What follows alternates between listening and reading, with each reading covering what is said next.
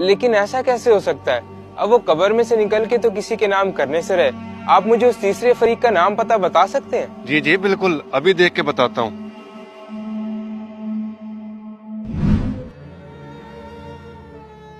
मैं सोच भी नहीं सकती थी भाई इतना गलत करेंगे अपनी इकलौती बहन के साथ। जी हाँ, जमीन और पैसा चीज ही ऐसी है बेगम जो रिश्तों को अंधा करके रख देती है। सही कह रहे हैं आप। बस मुझे दुख इस बात का है कि उन्होंने नाम अब्बा जी का लगा दिया।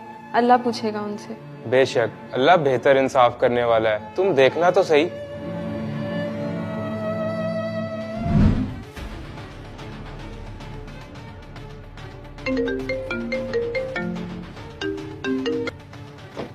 हेलो जी कामरान साहब, मैं अनवर पटवारी बात कर रहा हूँ।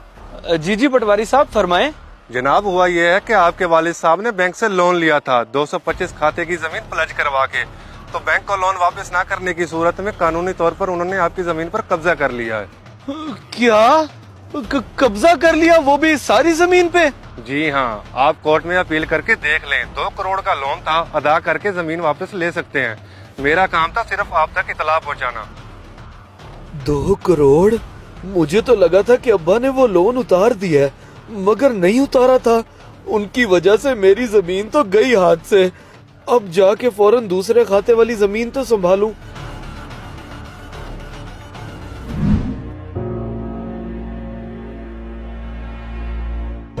ओहो, ये तो बहुत गलत हुआ तेरे साथ। सारी की सारी जमीन पे बैंक ने कब्जा कर लिया। हाँ यार, कर्ज अब्बा जी ने लिया था और भरना मुझे पड़ गया। चल अब चल के वो दूसरे खाते वाली जमीन तो वापसी मेरे नाम करें। वो जमीन